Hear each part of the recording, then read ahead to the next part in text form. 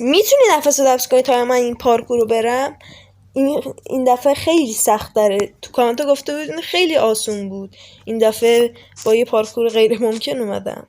خب نفس رو حبس کن. خب باید میپریدم، خطرناک بود.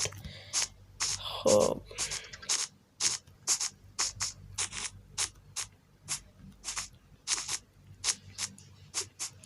برم میرم. اوه خطری بود اون. یه پرش. کم کم داریم میرسیم. اوه بازم خطرناکه. بازم آها.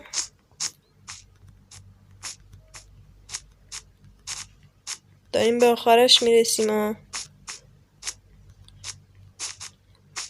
دارم میرسم. خیلی آخره. تمام. تونستی یا نه؟ تو کامنت ها بگو.